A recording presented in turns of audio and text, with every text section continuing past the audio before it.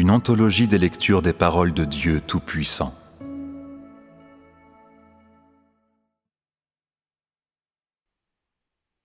Seuls ceux qui connaissent Dieu et son œuvre peuvent lui donner satisfaction.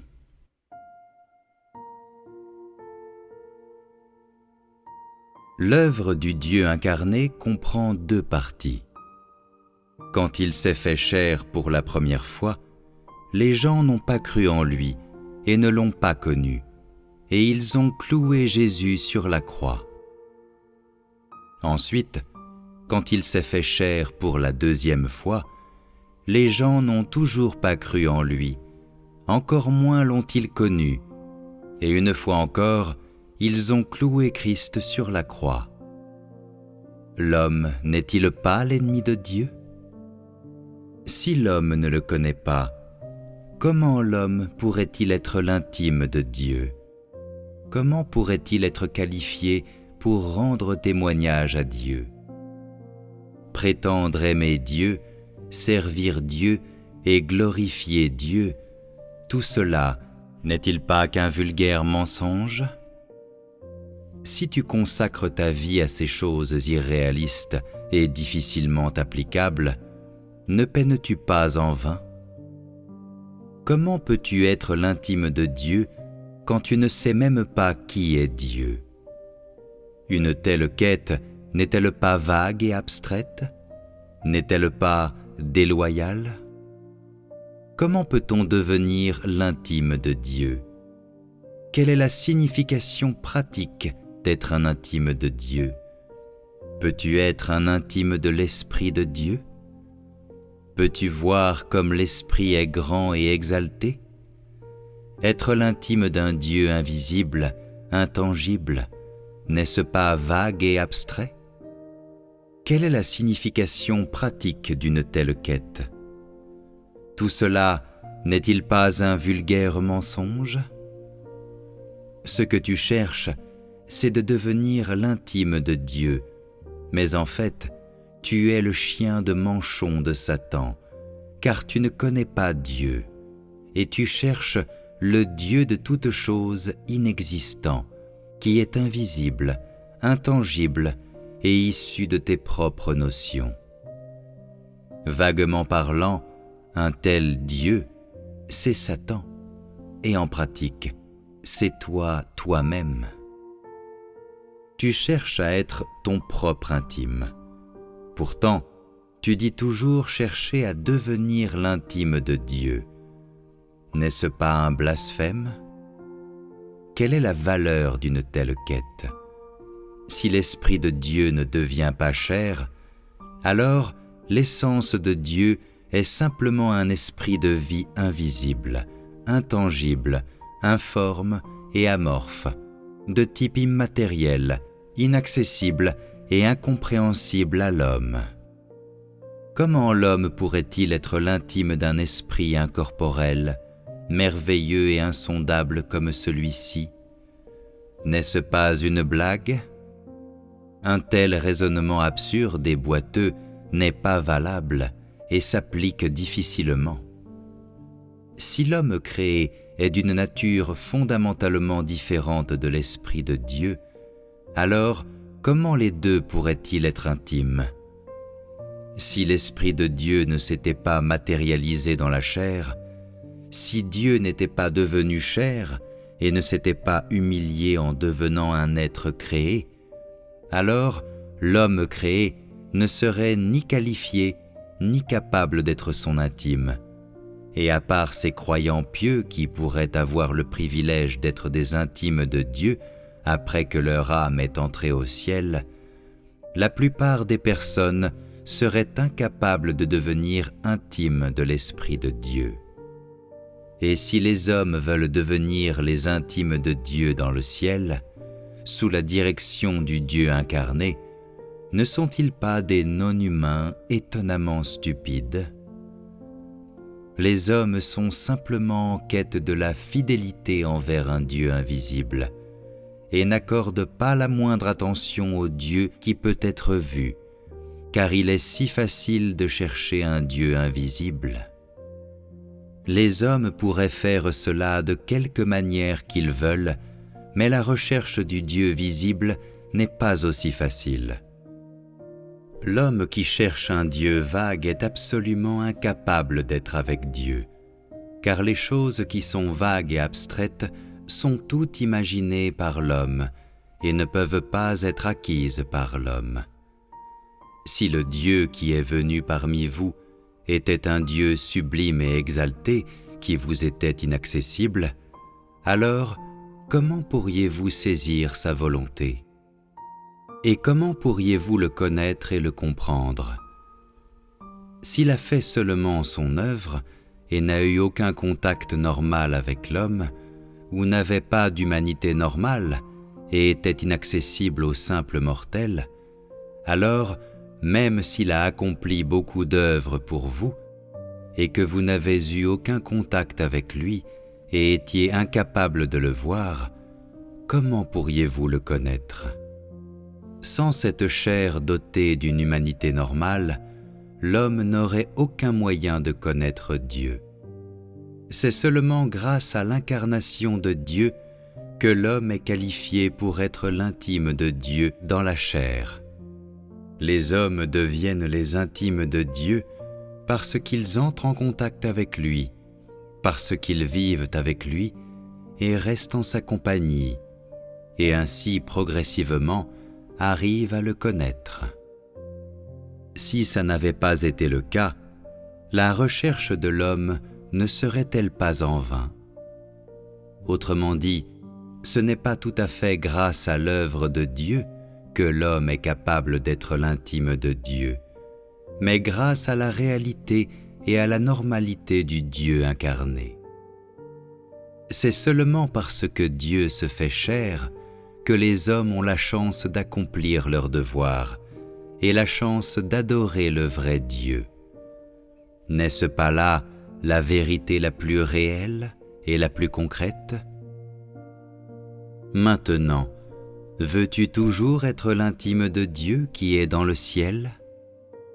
C'est seulement lorsque Dieu s'humilie jusqu'à un certain niveau, ce qui veut dire seulement lorsque Dieu se fait chair, que l'homme peut être son intime et son confident. Dieu procède de l'esprit. Comment les hommes sont-ils qualifiés pour être les intimes de cet esprit qui est si exalté et insondable?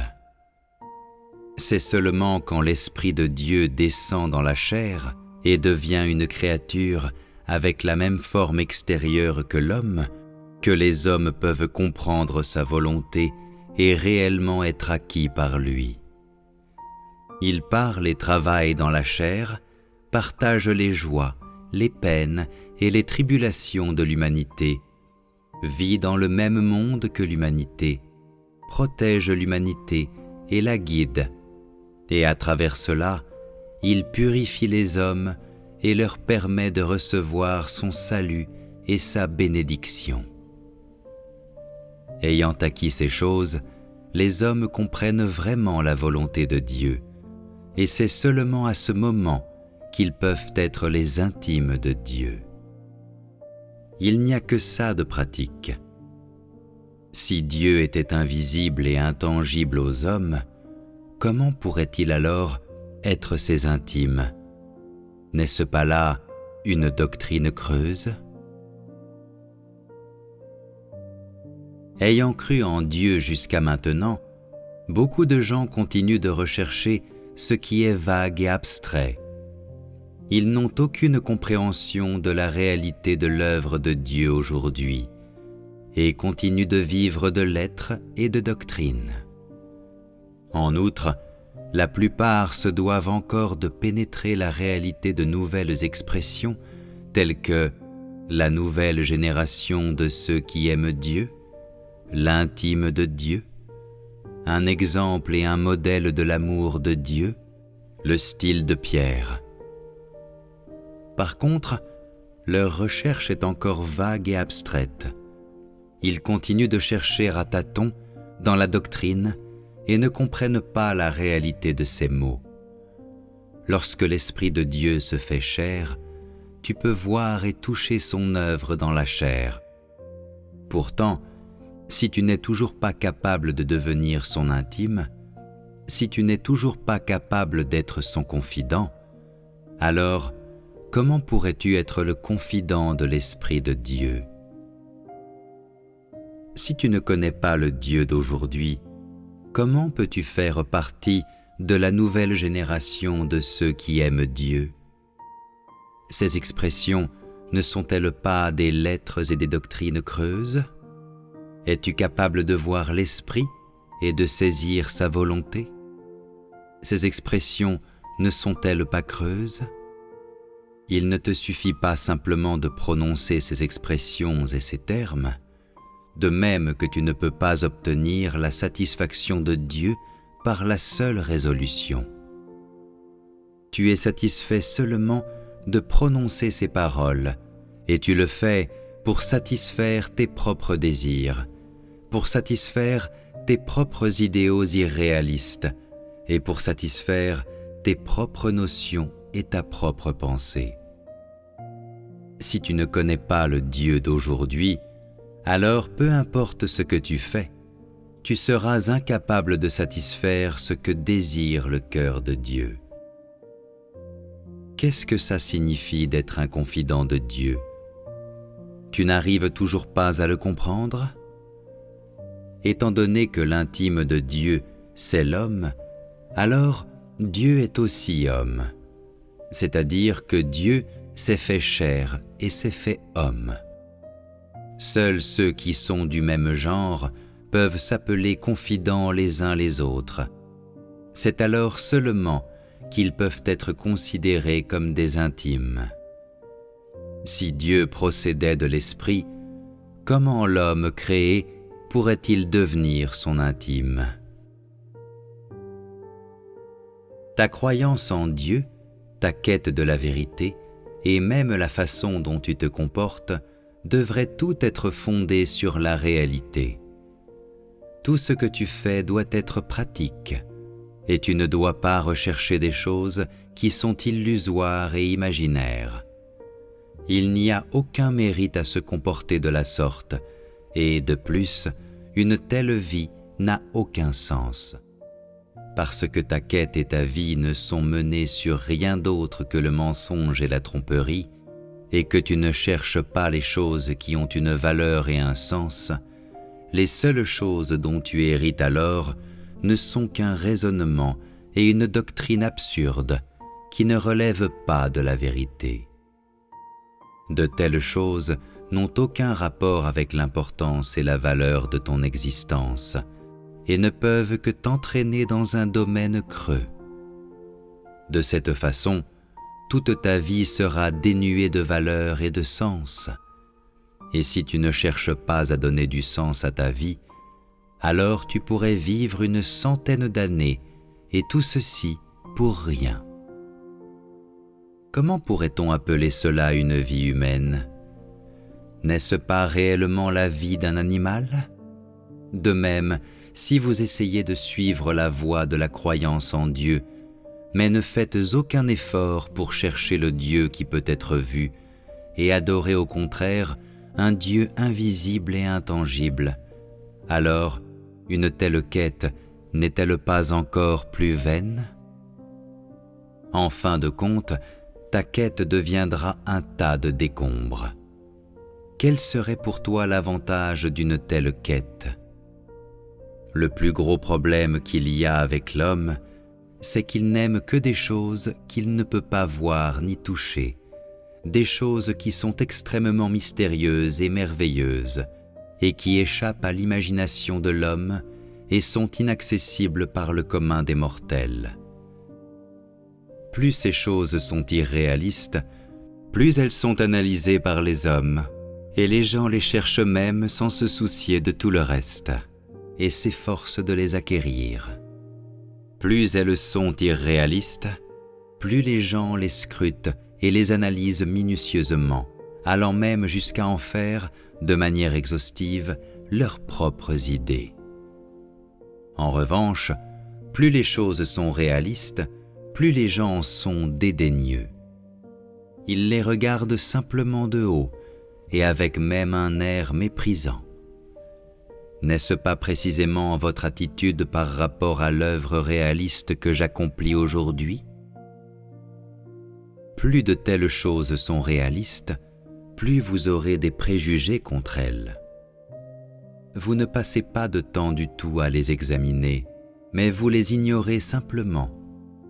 Vous regardez de haut ces exigences réalistes et de faible niveau, et entretenez même de nombreuses notions au sujet de ce Dieu qui est le plus réel, et êtes tout simplement incapable d'accepter sa réalité et sa normalité.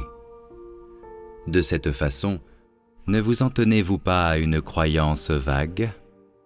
Vous avez une croyance inébranlable envers le Dieu vague des temps passés et aucun intérêt pour le vrai Dieu d'aujourd'hui. N'est-ce pas parce que le Dieu d'hier et le Dieu d'aujourd'hui viennent de deux ères différentes ? N'est-ce pas aussi parce que le Dieu d'hier est le Dieu exalté du ciel, alors que le Dieu d'aujourd'hui est un petit être humain sur la terre? N'est-ce pas par ailleurs parce que le Dieu adoré par l'homme est celui qui est le fruit de ses notions, alors que le Dieu d'aujourd'hui est de chair véritable, produite sur la terre? Quand tout est dit et fait, n'est-ce pas parce que le Dieu d'aujourd'hui est trop réel que l'homme ne le cherche pas? Car ce que le Dieu d'aujourd'hui demande aux hommes, c'est précisément ce que les hommes sont le plus réticents à faire, et qui les couvre de honte. N'est-ce pas compliquer les choses aux hommes? Cela ne contribue-t-il pas à dévoiler leurs cicatrices? De cette façon, bon nombre de ceux qui ne cherchent pas la réalité deviennent des ennemis de Dieu incarné, deviennent des antéchrists. N'est-ce pas une évidence? Par le passé, quand Dieu ne s'était pas encore fait chair, tu aurais peut-être été une figure religieuse ou un croyant pieux. Après que Dieu est devenu chair, beaucoup de ces fervents croyants sont devenus involontairement antéchrists. Sais-tu ce qui se passe ici? Dans ta croyance en Dieu, tu ne te concentres pas sur la réalité et ne recherches pas la vérité, mais plutôt tu es obsédé par les mensonges. N'est-ce pas là la cause la plus claire de ton inimitié contre le Dieu incarné? Le Dieu incarné est appelé Christ. Ainsi, tous ceux qui ne croient pas en Dieu incarné ne sont-ils pas des antéchrists? Donc, celui en qui tu crois et que tu aimes véritablement, est-il ce Dieu dans la chair? Est-ce vraiment ce Dieu vivant, ayant un souffle, qui est des plus réels et extraordinairement normal? Quel est précisément l'objectif de ta quête?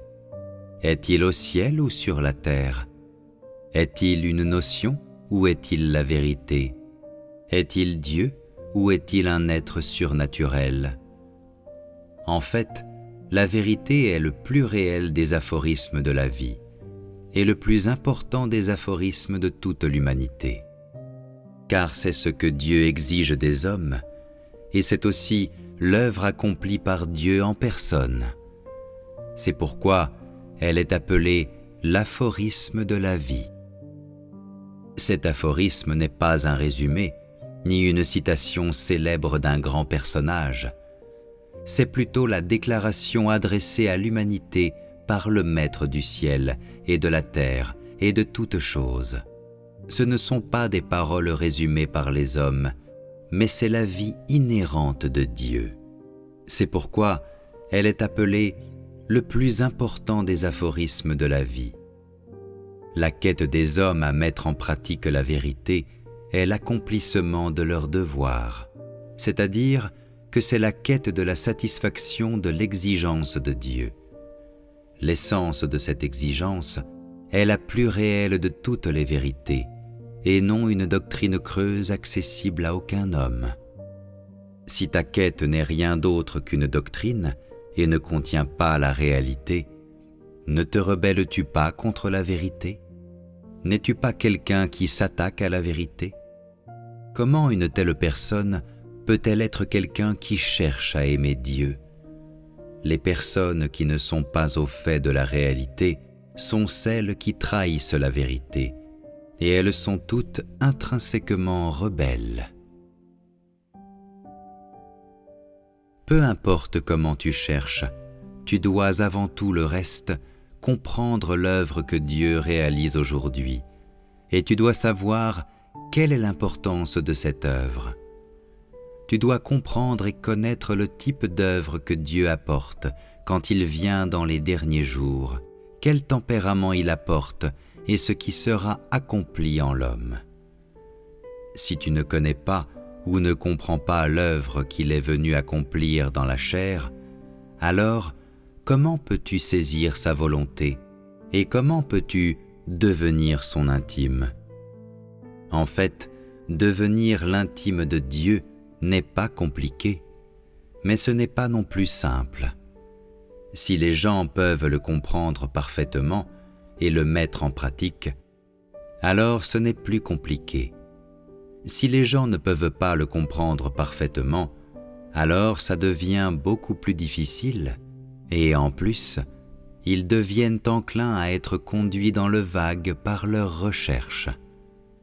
Si dans la recherche de Dieu, les hommes ne prennent pas leur propre position de façon à être prêts et ne savent pas à quelle vérité ils devraient s'accrocher, alors ça veut dire qu'ils n'ont aucune base et ainsi leur devient difficile de rester fermes. Aujourd'hui, il y en a tellement qui ne comprennent pas la vérité, qui ne peuvent pas distinguer entre le bien et le mal, ou dire ce qu'il faut aimer ou détester. De telles personnes auront du mal à rester fermes. La clé de la croyance en Dieu consiste à être capable de mettre la vérité en pratique, d'avoir à cœur la volonté de Dieu, de connaître l'œuvre que Dieu accomplira sur l'homme quand il viendra dans la chair et les principes selon lesquels il s'exprime. Ne suis pas les masses. Tu dois avoir les principes dans lesquels tu dois entrer et tu dois t'en tenir à eux. Tenir fermement à ces choses en toi qui sont amenées par l'éclairage de Dieu sera une aide pour toi.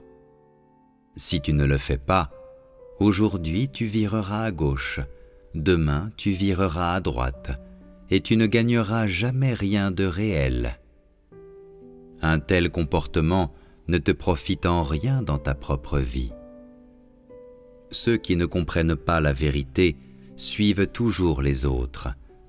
Si les gens disent que ceci est l'œuvre du Saint-Esprit, ensuite toi aussi, tu dis que c'est l'œuvre du Saint-Esprit. Si les gens disent que c'est le travail d'un esprit mauvais, alors toi aussi, tu deviens dubitatif, ou tu dis aussi que c'est le travail d'un mauvais esprit. Tu répètes toujours comme un perroquet les paroles des autres, et tu es incapable de distinguer quoi que ce soit par toi-même, de même que tu es incapable de penser par toi-même. Il s'agit de quelqu'un qui n'a pas de position, qui est incapable de faire la différence. Une telle personne est un misérable sans valeur. Tu répètes toujours les paroles des autres. Aujourd'hui, on dit que c'est l'œuvre du Saint-Esprit, mais il est probable qu'un jour, quelqu'un dise que ce n'est pas l'œuvre du Saint-Esprit, et que ce n'est en fait rien d'autre que les actes de l'homme. Pourtant, tu ne peux y voir clair, et quand tu constates que c'est dit par d'autres, tu dis la même chose. C'est en fait l'œuvre du Saint-Esprit, mais tu dis que c'est le travail de l'homme. N'es-tu pas devenu un de ceux qui blasphèment contre l'œuvre du Saint-Esprit? En cela, ne t'opposes-tu pas à Dieu parce que tu ne peux pas faire la différence? Peut-être un jour, quelque imbécile apparaîtra pour dire que ceci est le travail d'un mauvais esprit, et quand tu entendras ces paroles, tu seras perdu, et une fois encore, tu seras lié par les paroles des autres. Chaque fois que quelqu'un sème le trouble, tu es incapable de rester ferme sur ta position, et tout cela parce que tu ne détiens pas la vérité. Croire en Dieu et chercher à connaître Dieu n'est pas une mince affaire. Ces choses-là ne sauraient être réalisées simplement en se réunissant et en écoutant les prédications, et tu ne peux pas être perfectionné par la seule passion. Tu dois expérimenter et connaître et fonder tes actions sur des principes et recevoir l'œuvre du Saint-Esprit. Une fois que tu seras passé par des expériences, tu seras en mesure de discerner beaucoup de choses.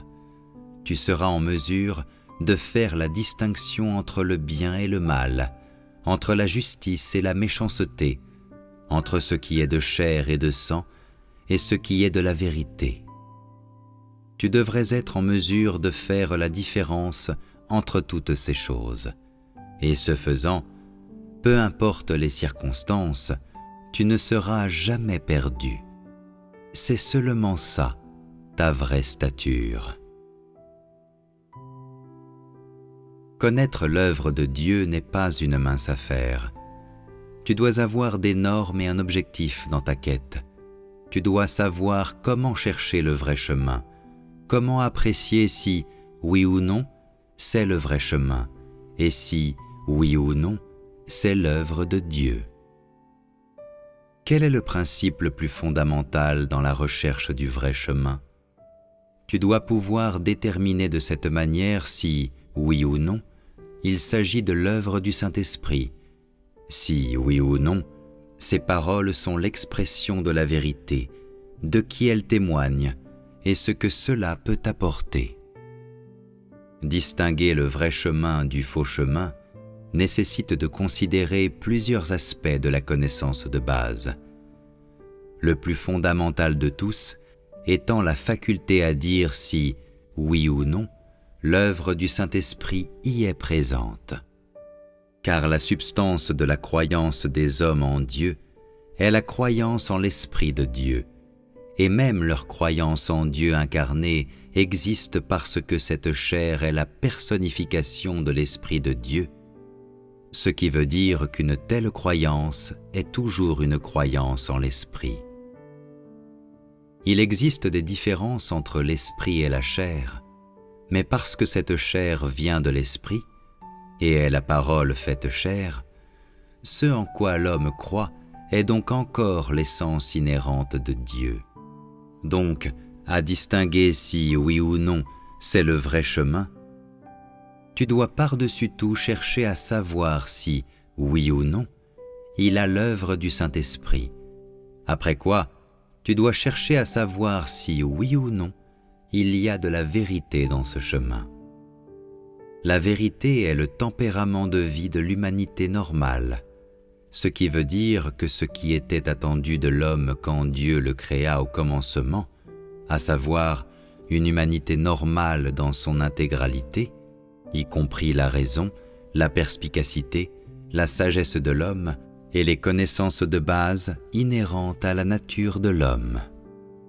Autrement dit, tu dois regarder si, oui ou non, ce chemin peut conduire l'homme dans une vie d'humanité normale, si oui ou non, la vérité dont il est question est nécessaire en fonction de la réalité de l'humanité normale, si oui ou non, cette vérité est pratique et réelle, et si oui ou non, elle est plus opportune. S'il y a la vérité, alors elle est capable de conduire les hommes vers des expériences normales et réelles. Les hommes, par ailleurs, deviennent de plus en plus normaux.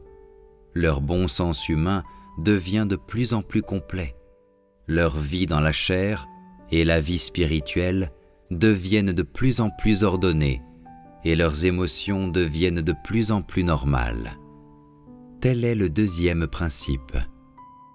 Il y a un autre principe qui consiste à savoir si les hommes ont une connaissance accrue de Dieu, et si, oui ou non, faire l'expérience d'un tel travail et d'une telle vérité peut inspirer chez eux un amour envers Dieu et les rapprocher toujours davantage de Dieu.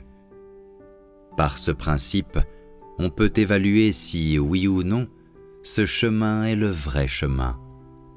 Le plus important, c'est de savoir si ce chemin est réaliste plutôt que surnaturel, et s'il est capable ou pas de répondre aux besoins de la vie de l'homme. S'il est conforme à ces principes, la conclusion que l'on peut en tirer, c'est que ce chemin est le vrai chemin. Je dis cela non pas pour vous amener à accepter d'autres voies dans le cadre de vos futures expériences, ni comme une prédiction selon laquelle il y aura l'œuvre d'une autre nouvelle ère à l'avenir. Je le dis pour que vous puissiez être certain que le chemin d'aujourd'hui est le vrai chemin, afin que vous ne soyez pas seulement partiellement sûr de votre croyance en l'œuvre d'aujourd'hui et soyez incapable d'avoir plus de visibilité à cet effet. Il y en a même beaucoup qui, bien qu'ils soient certains, continuent de persévérer dans la confusion. Cette certitude n'est fondée sur aucun principe, et des gens comme ceux-là doivent être éliminés tôt ou tard. Même les adeptes qui sont particulièrement fervents ne sont pas assez sûrs de leur foi, ce qui montre qu'ils n'ont aucune base. Parce que vous êtes de trop faible calibre et que votre base est trop superficielle, vous n'avez aucune compréhension de la différenciation. Dieu ne répète pas son œuvre. Il ne fait pas une œuvre qui n'est pas réaliste. Il n'est pas excessivement exigeant envers l'homme. Et il ne fait pas d'œuvre qui va au-delà du bon sens de l'homme. Toute l'œuvre qu'il accomplit s'inscrit dans le cadre du sens commun de l'homme et ne dépasse pas les exigences de l'humanité normale. Et son œuvre est faite conformément à ce qui est normalement exigé de l'homme. Si c'est l'œuvre du Saint-Esprit, les hommes deviennent de plus en plus normaux et leur humanité devient de plus en plus normale. Les hommes acquièrent une connaissance accrue de leur tempérament satanique corrompu et de l'essence de l'homme, et ils gagnent aussi une envie toujours plus poussée pour la vérité. Autrement dit, la vie de l'homme se développe et se développe encore, et le tempérament corrompu de l'homme devient de plus en plus capable de changement. Tout cela est la traduction de Dieu devenant la vie de l'homme. Si un chemin n'est pas capable de révéler ces choses qui sont l'essence de l'homme, n'est pas capable de changer le tempérament de l'homme, et de plus, n'est pas capable d'amener les hommes devant Dieu ou de leur donner une vraie compréhension de Dieu, et fait même en sorte que leur humanité devienne de plus en plus abjecte et leur raison de plus en plus anormale, alors ce chemin ne doit pas être le vrai chemin, et il peut être le travail d'un esprit mauvais ou l'ancien chemin. En bref, il ne peut pas être l'œuvre actuelle du Saint-Esprit.